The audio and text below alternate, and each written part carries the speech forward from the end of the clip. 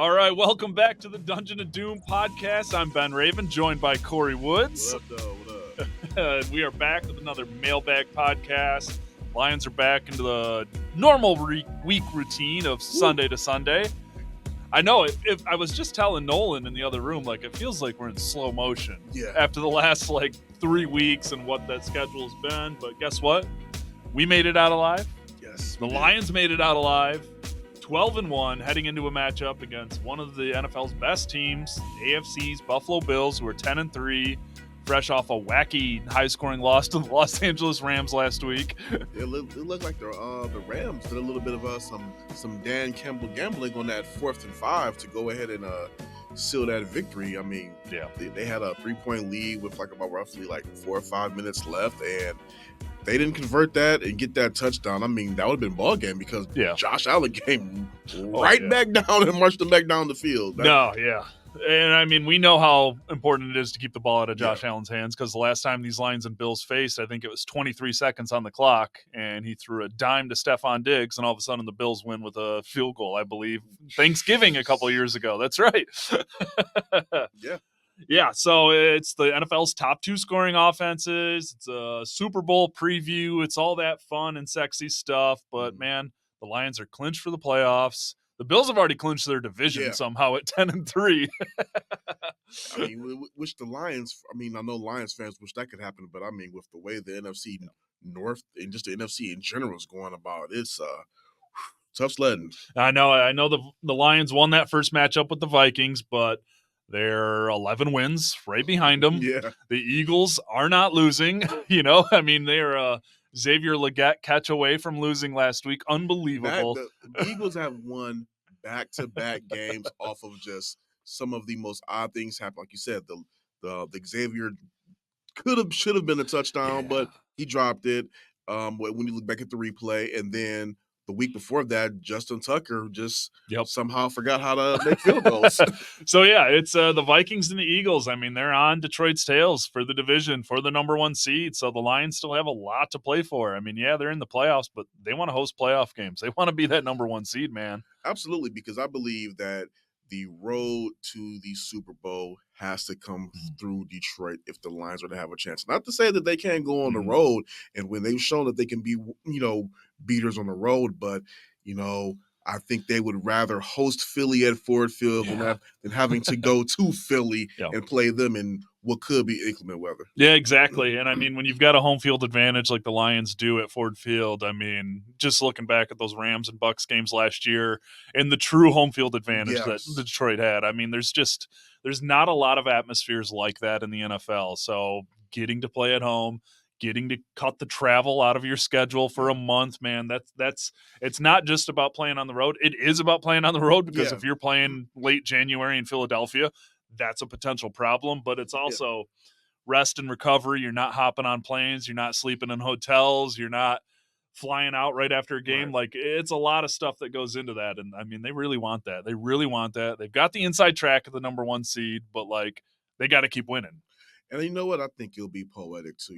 They went last year, had an improbable playoff run, finished at NFC Championship in Santa Clara, and and now to be able to get back on a historic season and to be able to punch it in, close it out at Ford Field, I think that would be that's a Disney script waiting to happen. Yeah, it's like the Pistons winning the title. You want it to happen at home. You want it to happen at home. Like an NFC title game at home. I mean, man, I get chills thinking about what Ford Field would be like on that night. I mean, last year, the Rams-Lions wild card game, easily the loudest thing I've ever heard in my life. Mm-hmm. Earplugs didn't work. And I had good earplugs. Those did not work at all. So I could only imagine the decibel levels of hosting an NFC title game here. I think it would probably be so loud it would almost be silent. Yeah, no, absolutely. That makes any sense. No, it does. It does. And before we get into our mailbag podcast, the subtext feature, send your questions there. That's what's featured in the mailbag. Dungeon Doom Insider Text, linked in every story on MLive.com/Lions. That's where you submit these. You can text with us on game days and throughout the week. But The Lions are starting to get a little healthy, man. I know DJ Reader was listed as not practicing on Wednesday, but he was dressed. He was doing stuff. That's very good news. Pascal and Anzarike working back. Taylor Decker expects to play this week. That's all very good news for their banged up defense. And that's a perfect segue into our first question from Matthew Erickson. Matthew asks, I've noticed a shift in the national discourse suggesting Glenn may be a superior culture builder and ultimately a stronger head coach candidate than Ben Johnson. Do you think there's any truth to that? Is there a realistic chance that we lose Ben and not Ben Johnson? I don't know about that last part. Yeah. I think they're both gone. I know we said that last year, but I feel like this is the year to cash in on that. And I was just telling Corey, I get a chance to look smart with this question. Yeah, you're right. Excuse me. Yeah, I get a chance to look smart with this question because on Corey's first appearance on the Dungeon of Doom, I said my take, I don't know if it's hot or not, is that Aaron Glenn is going to be a more successful NFL head coach than Ben Johnson. I have all the respect in the world for Ben Johnson. I just see Dan Campbell qualities in terms of culture building, connections with players, and just not that Ben Johnson doesn't have some of those qualities, but there's a different level with AG. I mean, the top rated coordinator in the NFL by the NFLPA last year, the top rated, number one among all. That means something. The players trust what he's doing with this banged up defense, man. He is, I think, the top. If you're looking at coordinators as top candidates in the NFL, it's Ben Johnson and it's Aaron Glenn. And I have a ton of faith in Aaron Glenn being able to actually bring this culture with him somewhere else. It might not be exactly this, but I think he can build something. Oh, absolutely. And like you said, I'm glad you said that. It's not to say that there's anything wrong with Ben Johnson or Ben Johnson does not have a rapport with his guys. I believe that if you look at this Lions offense, it's obvious they have a rapport with Ben Johnson. But when you hear the defense, when you hear guys like Amik Robertson, Kirby Joseph, Terrion Arnold, when you hear guys like them talk about Aaron Glenn, it's like they speak with him with a certain amount of reverence that everybody speaks with regarding Dan Campbell, and he's pretty much of that same type of ilk. He's that player's coach. He's that guy that that relates to them, knows what their bodies are feeling like, knows what their minds is like, because he's been in those trenches. So I think, and also too, you have to factor in when you're talking about the national discourse changing, it's also the job that Aaron Glenn has had to do with a patched up defense. It is like almost every week this season, a guy has went down. You know, it didn't just start with Aiden Hutchinson. I mean, you got to look at the Marcus Davenports. You got to think about Derek Barnes. You got to, and then the rest of the guys that start falling almost one by one. So when you look at that and you're talking about the national discourse, you have to factor that in. They have still been getting takeaways, have been doing a outstanding job, as good as they could on defense, while adding new guys in. Again, I think I said it last week. I was talking to Amik Robertson. He said that they were putting in guys that didn't even know all the plays just yet.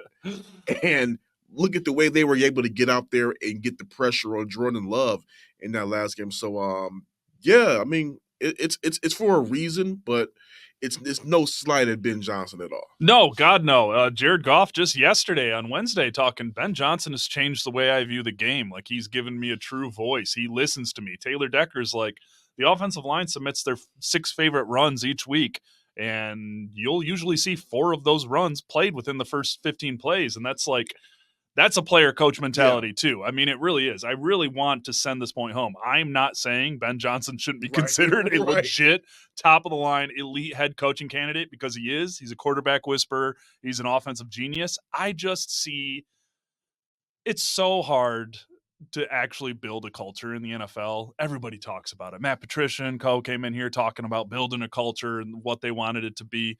So many guys at this level fail. You know, that's a college thing that happens. Dan Campbell's been able to do that here. And Aaron Glenn, I think, as I've said, I just think he has a lot of those qualities. And I do think, like, if you're hiring him for a place like the Jets or the Saints or something like that have some culture problems, Aaron Glenn should be your top candidate, because he's going to come in, have that magic touch. He's going to be able to just get the buy-in. That's a phrase we haven't had to use on the Lions beat in a while. Buy in. Like, they're going to buy into whatever Aaron Glenn is selling. And as long as he brings some good offensive coaches with him, man, I think the sky is the limit for him. I really do. And Glenn just has that certain aura about him. Like when he walks up to the podium and speaks, it's like you listen. Yeah. Not to say don't listen to the other guys, but he has that commanding spirit, that authoritative voice where it's like, okay, this guy has all of the tools of the head coach. And I mean, I think he's gone. I think if I were a betting person, I could see him winding up with going back to New Orleans. I mean, he just to me it just makes the most sense. But I mean, if anybody else wanted to go after him, hey, I would expect the bidding wars at some point. He's just that good. Exactly. Like it's all about fit too. Because when I look at Jacksonville, I'm like, that's a tailor-made spot for Ben Johnson. Yeah. But then I look at every other spot and I'm like, Aaron Glenn should be at the top of their list. But we'll stick with Glenn. When Glenn is hired as a head coach this offseason, Brandon Thornton wants to know which currently roster players might follow him this season. And I'll throw a couple out there and we can discuss. I don't think he's going to be poaching any top names or anything like that. But my mind does go to a Marcus Davenport, a Derek Barnes, and a Fatu Melifonwu. Guys, I mean, Barnes is on the last year of his deal. I know this franchise would love to keep that man around. But Aaron Glenn has been there every step of the way in his career as his defensive coordinator. And like Melifonwu, the same deal. You know, even veteran guys, like I said, with Davenport, like I think it'll be names like that. I don't think he's going to be getting any starters from the Lions to like, all right, let me get out of here. The Lions want to sign me, but I'm going to follow AG. I don't think that'll be the path. I just think guys like Davenport, Barnes, maybe Melifonwu are like, this guy's going to play me. I'm going to get every chance possible to star for this guy's defense. So that's where my mind goes there. You know what? I'm just going to go ahead and piggyback off those three. Those are really good three because when you think about it, those are also guys, like you said, there's not only just guys that have been with Glenn his whole career, but they could be the foundation of his new defense where he goes. And those are also, and no disrespect to Barnes, no disrespect to Melifonwu or Davenport, but those are also guys that the Lions may not re-sign. They might they may try to improve at those spots in free agency and in the draft. So again, I could definitely see those three guys, like, you know, especially depending on how the season turns out, like, all right, you know what? I know I know the system he's about to run. Let me go ahead and follow him and possibly get a big payday. Yeah, I think Melifonwu and Davenport are my top two names. Barnes only because the Lions are going to have to make a tough decision with someone at some point, just because I think even with his injury, Barnes should get paid this offseason. I'm not talking massive, like, holy crap, top 10 linebacker money, but like someone's going to give him a Hardy contract, and the Lions might have to make some things work to make that happen because there's a lot of contracts still coming, man. Hutchinson's getting close to that door, and that's going to be a barn burner of a deal right there. So, yeah, that's our thoughts on that one. I got one. You know what? I got one more. Yeah, here we go. I possibly maybe Carlton Davis. You never know. That's a good one. Yeah, he is on that last year of a deal, and I mean, it's hard to argue how he's performed in Glenn's defense, man, for sure. No, and a cornerback too. It's really easy for me to see a cornerback in the last year of his deal wanting to stick with Glenn. Yeah, like I get that. Like there's a bond there. There's a connection there. A vet guy like Davis, he speaks the same way and the same language Glenn talks, man. Like seriously. So good one, Corey. There. Craig, Washington, D.C. What's up, Craig? Our Lions have had some struggles to contain offenses with running quarterbacks. They haven't played one since Murray in week 3, which they handled well. What do you think Aaron Glenn and DC's approach is going to be? I know you reported that they hate using a spy, so if not that, then what's their approach? It's just sticking to the fundamentals. Edge defenders, don't sell out, don't pass rush too far in. Cornerback, safeties, you hang on for dear life in coverage and trust in Jack Campbell and Brian Branch to clean things up if Allen wiggles free. I mean, that's pretty much is it for me. I mean, with the way that Josh Allen is, he is just such a threat. I mean, just look at what he did last week. He didn't just do it with his arm; he did it with his leg too. The man scored 6 touchdowns. Yeah, unbelievable. Which is nuts. I think he was, if I'm not mistaken, 10 rushes for 82 yards and 3 touchdowns. I mean, they're gonna have to go ahead and contain him some type of way. I think that you're gonna see guys like Zadarius Smith step up. Which is also a real good gift for them. Try to make things hard on him. Hopefully they'll, things looking good for Aleem. So hopefully he'll be out there, be able to wreak a little bit of havoc right there. But like you said, that's why I expect to step up. You definitely can't let him get outside the pocket. Because one thing about Josh Allen is he's not only just a guy that can just run, but he embraces the contact as well. He's a big dude. So Woo. He runs like a buffalo. Yeah. Like, no. Oh, I mean, he really does. And I did Syracuse.com's podcast earlier this week. Good friend Matt Perino. And we talked in Joe Brady's Bills offense, they haven't had a ton of success with the designed runs. But when Allen gets out of the pocket or he starts running towards the line of scrimmage, you don't know if he's going to take off, run through you, or let the ball rip. That's my biggest concern in this game is when Allen is sprinting at the line of scrimmage, looking like he's going to run, and then pulls that thing back and lets it fly. But he has a rocket. He is. He's a beast. He's a freak. He is every bit of an MVP candidate quarterback. I mean, he really is. I mean, I'm excited to see him play just from a person standpoint, just because he is a blast. I love the thing that's been going around. He runs like an actual buffalo. I don't know who created that one, but he does. Like when he's 20 yards going, I mean, you're like, this guy, what the hell are you going to do? You saw a lot of it on Sunday against the Rams, so yeah. And just running quarterbacks, I mean, I know Anthony Richardson hit him for like 40 yards on that first drive a couple weeks ago, but they cleaned things up after that. I thought they did good. Yeah. All things considered, I thought they did a good job of keeping Anthony Richardson in check. But again, Anthony Richardson and Josh Allen are two different kinds of bees. Absolutely. At one point, I do believe Anthony Richardson will be the better mobile quarterback, but for right now, it's just hard to contain what Josh Allen is doing. Yeah, just the Allen's threat of throwing the ball is the thing that scares you the most there. But yeah, he can do it all, and he did it all last week. Right. 6 total touchdowns. It's in a loss. That's crazy. John A., faithful subscriber to Subtext. If Emmanuel Mosley is a healthy scratch for the Bills game, I think it may be over for him and not just this year. Your thoughts? What's your take on that one, Corey? If he's a healthy scratch again, I wouldn't say it's over for him, but I will say it is getting a bit concerning because I mean that would be 3 straight weeks he's been it'll be a last minute scratch because I mean we just looked at each other last week like we everything we heard was that he was trending in the right way and then boom, late scratch. So I think with the way this defense is, they can have a body out there, they will, but I will say that it won't be maybe not over for him just this year. Somebody might take him a chance on him in free agency, but I could at least see like, okay, if he's not contributing in these last couple of games, it might be an exit after the season. Yeah, it's tough. You know, he makes his debut in Indy, and then he's going to get a chance to potentially start or play reps on defense, and he suffers a setback in pregame, and then the next week is a scratch again, and he's still practicing. He's still out there, but it is, I mean, what he's been through and now what he's going through again, whatever it is, I mean, it's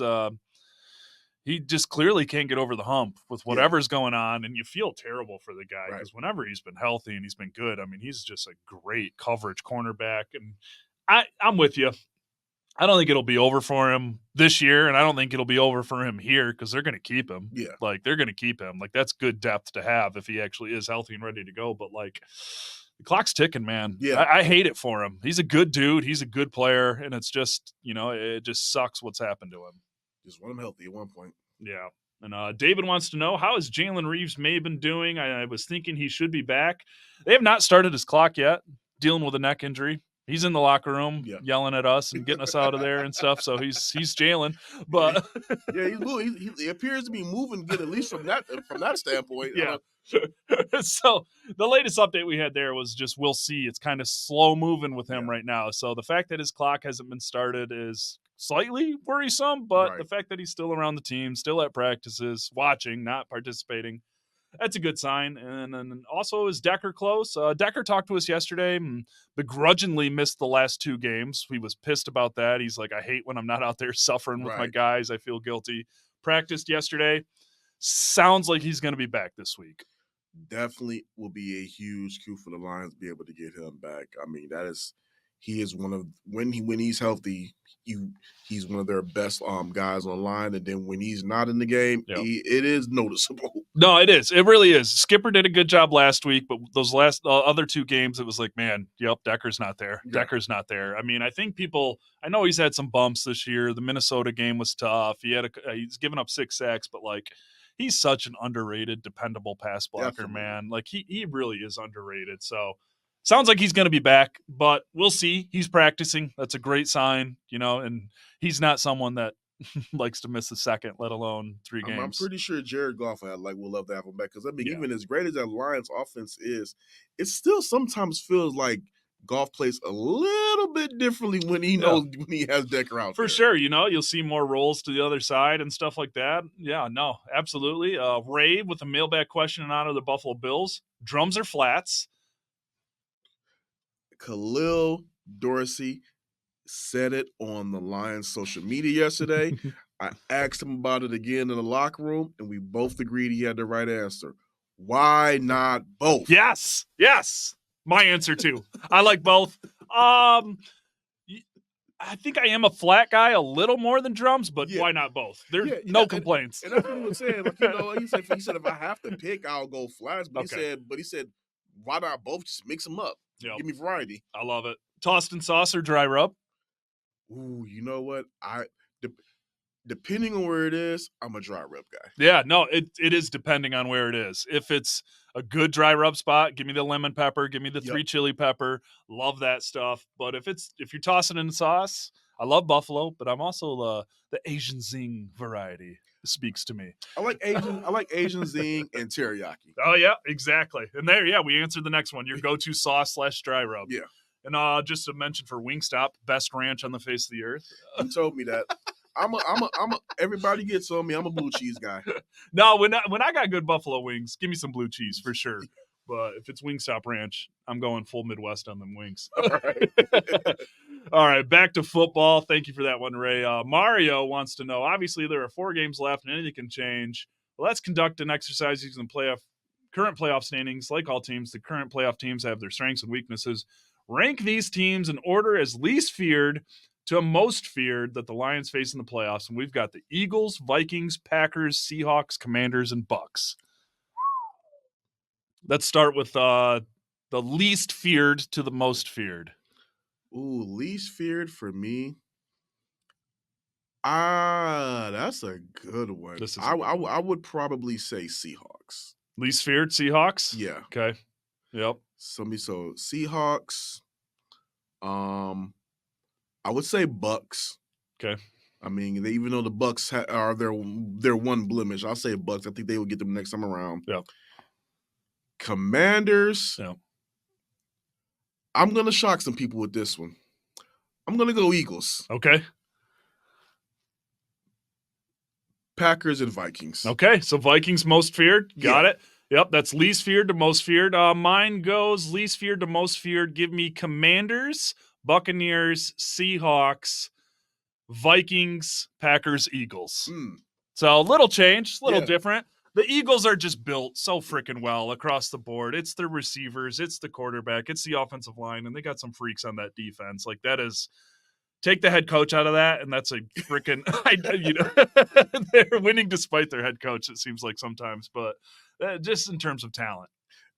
They have talent. Just call me crazy. I'm just not all that up on the Eagles like everybody. Now again, I get it. If the Lions have to go to Philly, okay, you got me dead to rights. But if Philly has to come here, I just think that the Lions will have them. I'm not going to sit up here and say they're going to whoop them, but I mean, could I see the Lions winning by a close game somewhere between like 3 to 10 points? Absolutely.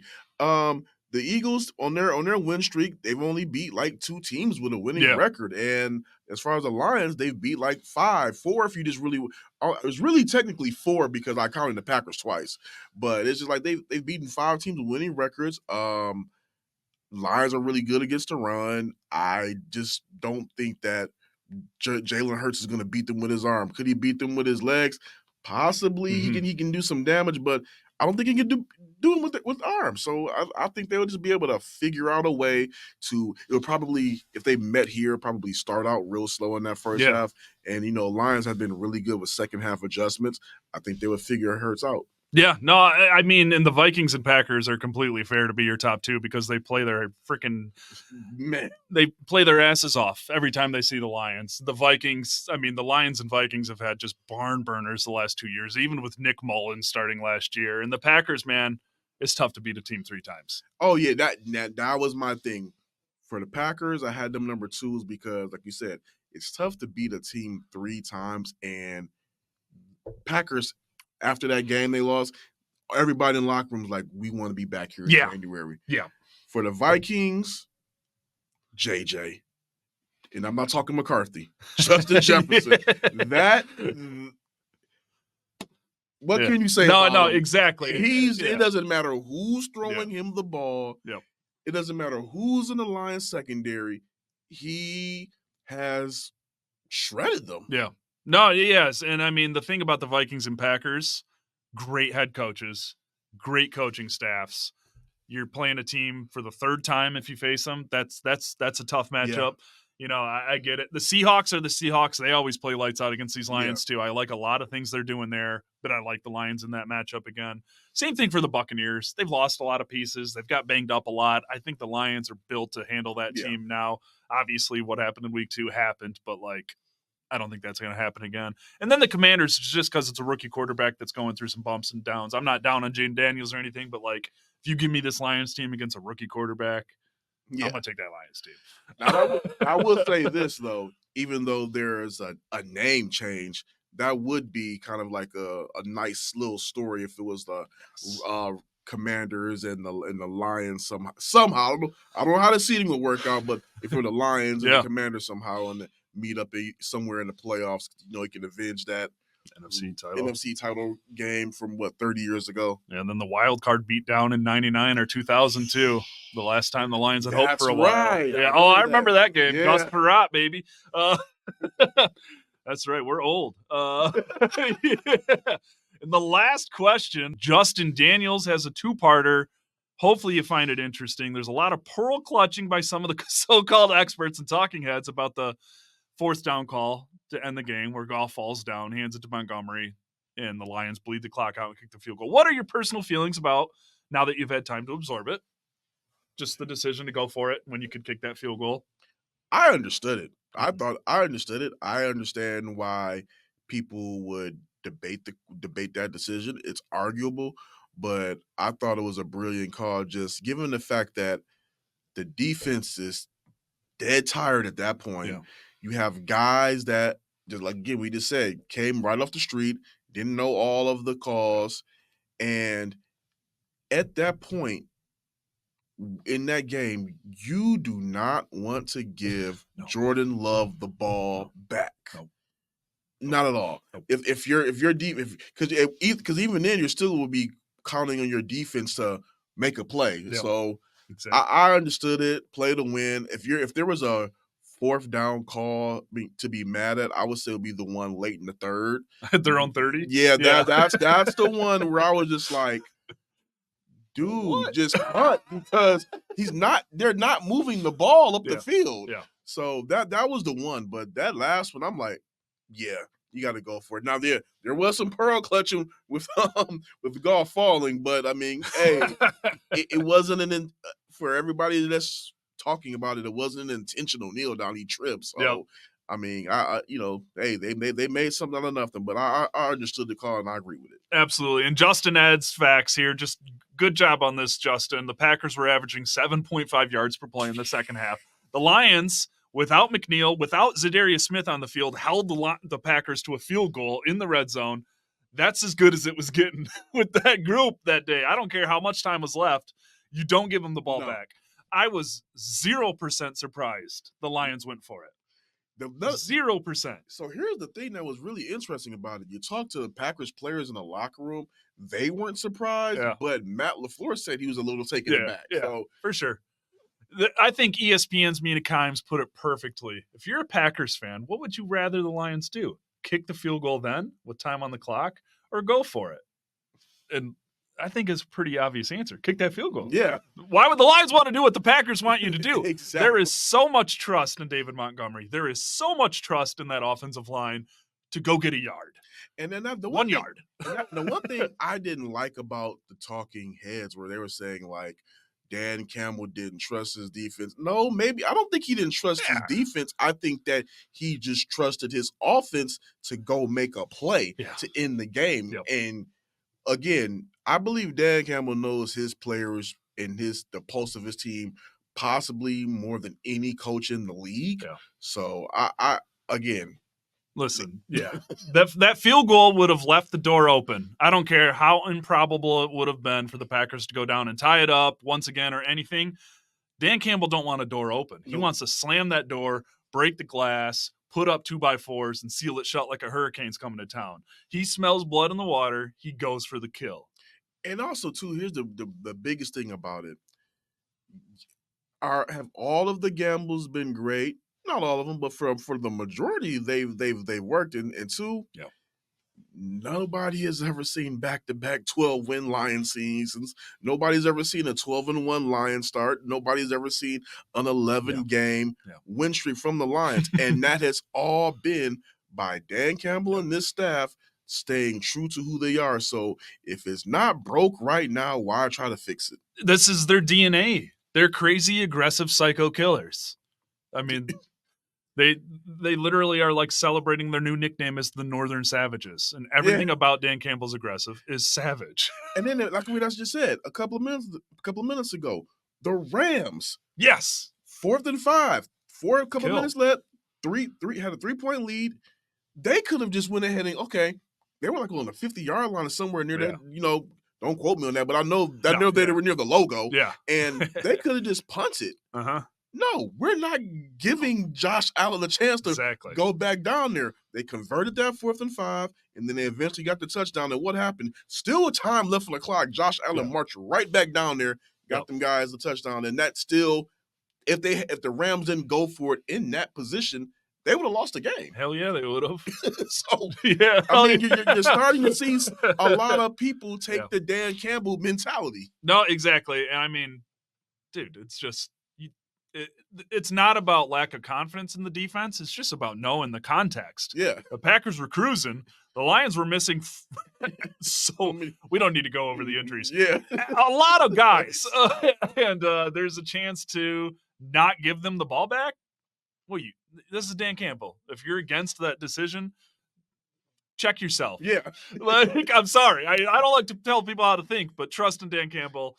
Even when this stuff doesn't work, this is how they are here. Exactly like you said. That's all we got on the mailbag today. Good questions. Good stuff from Corey. We got some good stuff over at MLive.com/Lions this week. Corey with a GMAC Cash interview. And you with an extensive Tim Patrick story. That's right. Yeah. That posted today, Thursday. Man, just inside baseball on that. I'd been working on that for a couple weeks. And then Tim Patrick goes out and scores his first 2 touchdowns in 1,000+ days. And I text our boss, Josh. I'm like, there goes my mini bye weekend. There goes my Tuesday PTO day. I got to get this feature out. Like, we got to strike while iron's hot. Right. So, just awesome Tim Patrick interview. Was so happy to be able to tell his story. And good stuff, Corey. Oh, thanks. I mean, the GMAC Cash, that was great. That was pretty cool just to hearing the whole how that happened. You know, first it started with the Lions won a game. That part I didn't even know. I knew about Lions won a game, but I didn't know it started with Lions won a game. And then, I remember that. It was like a comedy track at first. Okay, now and then they kind of started jogging my brain, but I didn't know he had all of those other tracks in the chamber. That's and awesome. Cool guy. Before we get out of here, Lions Bills prediction. You first.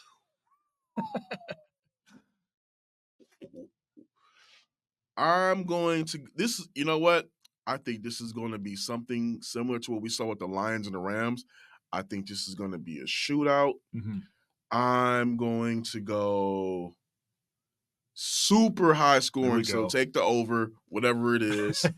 I'm going to go 45-42 Lions. Love it. And I'm going to take my own advice. I'm going to take the Lions to win. Give me 31-23 Lions. I'm not going to start doubting this team now. I picked them to lose last week because I was like, what is this defense? But it wasn't a bad pick. Because I mean, if you really look at it, all things considered, that was a game they were supposed to lose. I think I only had them losing by 1 point, too, just for the record. But I'm going to take my own advice. I'm not doubting this team. Lions win. We think it's both happening. That would put them at 13-1, and we'll see what happens with the Vikings and Eagles. But they got another luck. Yeah, exactly. Nick Sirianni goes from the hot seat to Yeah, that's the craziest thing. They were talking about this guy needs to get fired. Like now it was he's done. Yeah. But that's it. Dungeon of Doom podcast. Ben and Corey here. We'll see y'all on Sunday, 4:30 kickoff. That's all right. It's not prime time. Yeah.